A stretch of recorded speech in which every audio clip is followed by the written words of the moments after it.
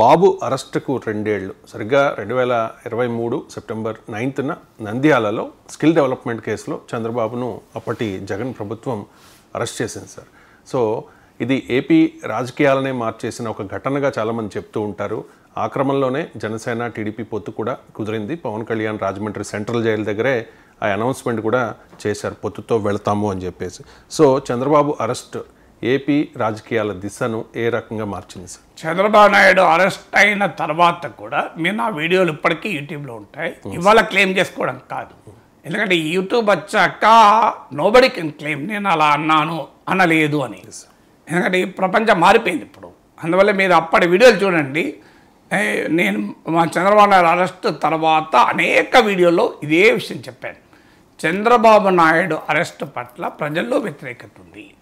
తెలుగుదేశం సాంప్రదాయ వర్గాలలోనే కాదు, తెలుగుదేశంకు non TDP voters, even neutral voters, swing voters అంటారు వాళ్ళలో కూడా చంద్రబాబు నాయుడు అరెస్టును అంగీకరించలేకపోతున్నారు. ఎందుకంటే చంద్రబాబు నాయుడు ఉన్న పొలిటికల్ స్టేచర్ రీత్యా, జగన్మోహన్ రెడ్డి చంద్రబాబు నాయుడుకు మధ్య ఉన్న ఏజ్ గ్యాప్ రీత్యా కూడా అనేక ఫ్యాక్టర్స్ ఉంటాయి. సో ప్రజలు అంత సులభంగా యాక్సెప్ట్ చేయరు. సో చంద్రబాబు నాయుడు అరెస్టు జగన్కు రాజకీయంగా నష్టం జరగబోతోంది అని ఇది ఇప్పుడు చెప్పింది కాదు, నేను మళ్ళీ చెప్పేది ఎన్నికలకు ముందు చంద్రబాబు నాయుడే అరెస్ట్ అయిన సమయంలో చెప్పింది. మీకు ఈవెన్ రిజల్ట్స్ రాకముందు కూడా ఎగ్జిట్ పోల్ సమయంలో కూడా చెప్పాను, కూటమి వైపే గాలి అని. చాలామంది ఏదో ఒకటో రెండో వీడియోలు చూసి నాగేశ్వర్ ఇలా మాట్లాడడానికి కంక్లూజన్కి వస్తుంటారు. అన్ని వీడియోలు చూసిన వారికి తెలుసు నేను ఎంత అన్బయాస్గా చెప్తాను. సో ఆ రోజు కూడా చెప్పాను, స్వింగ్ ఓటర్లకు కూడా ఇది వ్యతిరేకత ఉంది. అంటే ఆ రోజుల్లో మీకు పెద్ద ప్రచారం చూడండి, టీడీపీలో ఎవరు పెద్దగా కదలిక రావడం లేదు అని. వాస్తవం అది.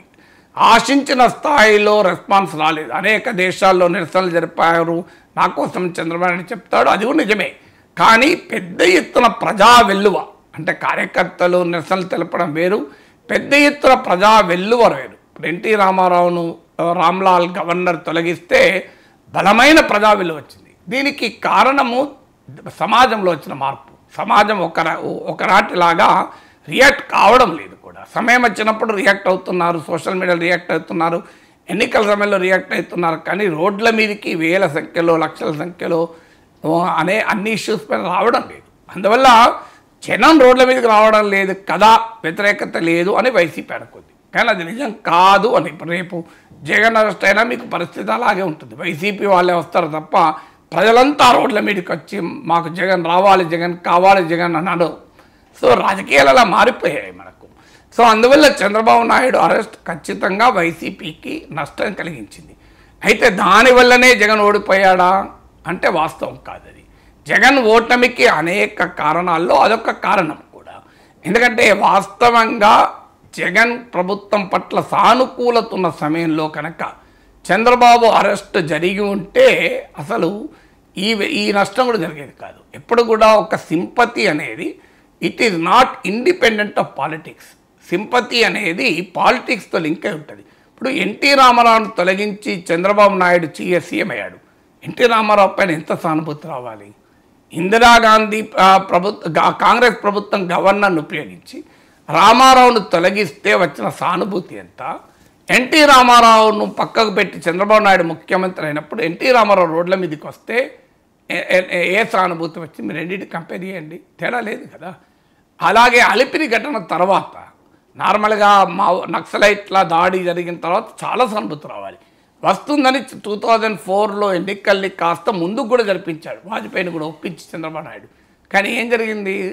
రాలేదు సానుభూతి, ఓడిపోయారు. సో అందువల్ల సానుభూతి అనేది కూడా ఫంక్షన్ ఆఫ్ సెవరల్ పాలిటిక్స్.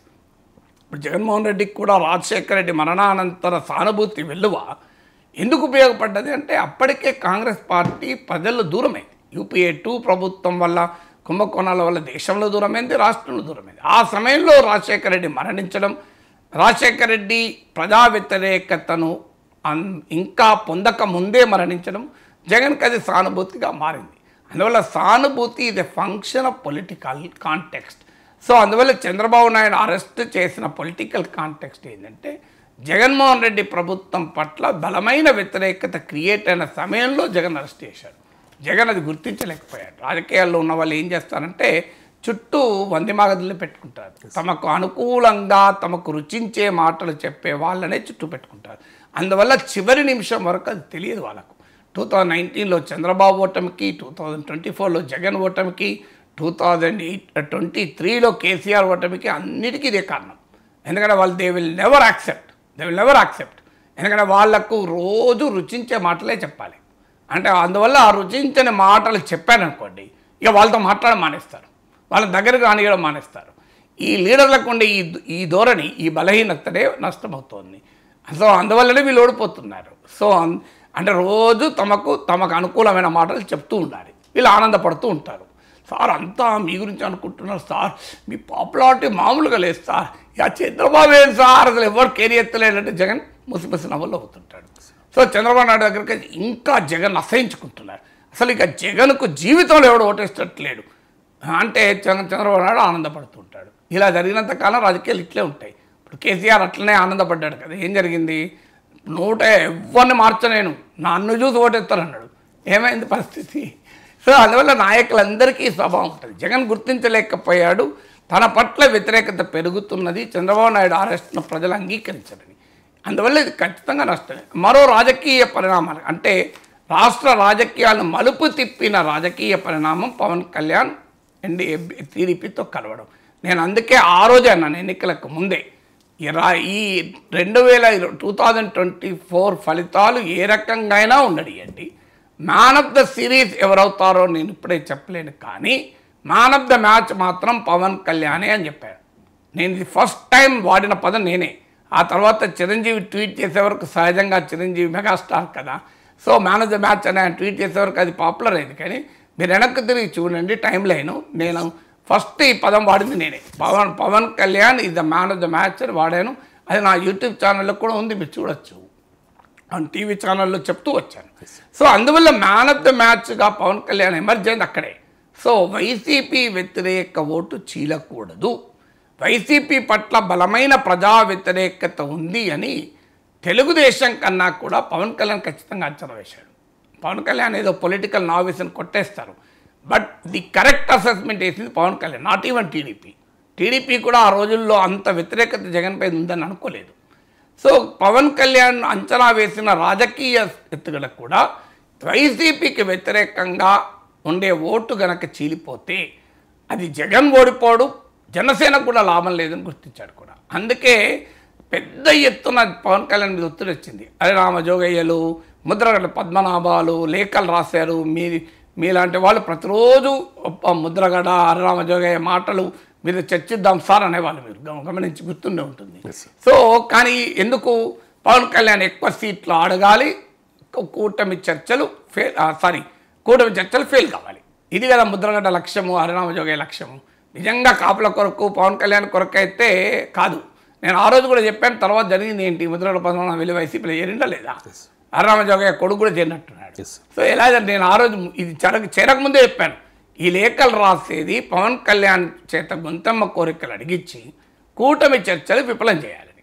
ఒకవేళ చంద్రబాబు నాయుడు ఒత్తిడిలో ఒప్పుకొని ఎక్కువ సీట్లు ఇచ్చినా అందులో వాళ్ళు ఓడిపోవాలి, అప్పుడు అది జగన్కు లాభం అవుతుందని ఎత్తుగడేశారు. కానీ ఆ ఎత్తుగడ కూడా పవన్ కళ్యాణ్ ఎక్కడా తొనకలేదు. సో ముద్రగడ లాంటి టవరింగ్ లీడర్, ఎందుకంటే కాపు ఉద్యమంలో ఆయనకున్నది చాలా గొప్ప స్థానం, అలాంటి టవరింగ్ లీడర్ నుంచి ప్రెషర్ వచ్చినా కూడా పవన్ కళ్యాణ్ తెలియదు. వైసీపీ నుంచి మామూలు అటాక్ కాదు కదా, ప్యాకేజ్ స్టార్ అని, సో ఇన్ని చేసినా కూడా తన స్టాండ్కి నిలబడి ఉన్నాడు. ఆ స్టాండ్ మొదలైంది చంద్రబాబు నాయుడు అరెస్ట్ అనే కాంటెక్స్లో. రాజమండ్రి సెంట్రల్ జైల్లో మీకు ఇప్పటికి గుర్తుంటుంది, ఆ గ్రూప్ ఫోటో ఉంటుంది, ఒకవైపు బాలకృష్ణ, మరోవైపు లోకేష్, మధ్యలో పవన్ కళ్యాణ్. ఆ టైంలో చంద్రబాబు నాయుడు అరెస్ట్ అయి లోకేష్ ఢిల్లీలో న్యాయ నిపుణులతో చర్చలు జరుపుతున్న సమయం అది, మనందరికీ తెలుస్తుంది. న్యాయ నిపుణులతో వారాల తరబడి లోకేష్ చర్చలు జరిపారు. వైసీపీ వాళ్ళు అరెస్టుకు భయపడి లోకేష్ అక్కడ ఉన్నారని ఆరోపించారు కూడా. ఆ సమయంలో ఆయన న్యాయ నిపుణులతో చర్చలు జరుపుతున్న సమయంలో జనంలో చంద్రబాబు నాయుడు అరెస్టుకు వ్యతిరేకంగా పొలిటికల్ మొబిలైజ్ చేసింది కూడా పవన్ కళ్యాణే. మీకు గుర్తుండే ఉంటుంది, తెలంగాణ ఆంధ్ర సరిహద్దులో పవన్ కళ్యాణ్ వెళ్తుంటే పెద్ద ఎత్తున ఆపింది. సో అందువల్ల ఒక అంటే earth shaking ground changing political development కూడా చంద్రబాబు నాయుడు అరెస్ట్ అనేది నేపథ్యంగా ఉపయోగపడ్డది. పవన్ కళ్యాణ్ టైమ్లీ డిసిషన్ తీసుకోవడానికి. అప్పటి వరకు ఇంకా బీజేపీ మద్దతు ఇవ్వలేదు, మీకు గుర్తుండే ఉంటుంది. సో ఆ తర్వాతనే బీజేపీ మద్దతు ఇచ్చింది. సో అందువల్ల ఖచ్చితంగా చంద్రబాబు నాయుడు అరెస్ట్ అయిన రోజు is a very very important రోజు. అది అక్కడే కాదు, తెలంగాణ రాజకీయాలు కూడా ప్రభావితం చేసింది. కేటీఆర్ చేసిన కామెంట్ కాస్త మీకు ఏమన్నా నిరసన తెలపాలనుకుంటే వెళ్ళి ఆంధ్రాలో తెలుపుకొని ఇక్కడే సంబంధం అని అన్నప్పుడు చాలా తెలంగాణ ఉద్యమంకి మద్దతుగా లండన్లో వాషింగ్టన్లో ర్యాలీలు జరిపారు కదా. మరి చంద్రబాబు నాయుడు అరెస్టు వ్యతిరేకంగా హైదరాబాద్లో ఎందుకు జరపకూడదని నేను ఆ రోజు కామెంట్ కూడా చేశాను. ఇలా విమర్శలు వచ్చాక కేటీఆర్ నేను అలా అనలేదు, ఐటీ కారిడార్లో డిస్టర్బెన్స్ ఉంటుందని మాత్రమే అన్నాను అని కూడా క్లారిటీ ఇచ్చుకున్నారు. వాళ్ళకు కూడా అర్థమైంది ఇది తమ నష్టం జరిగే ప్రమాదం ఉంది అని. సో అందువల్ల డెఫినెట్గా చంద్రబాబు నాయుడు అరెస్టు ఆంధ్రప్రదేశ్ రాజకీయాల్లో ఒక కీలక పరిణామం.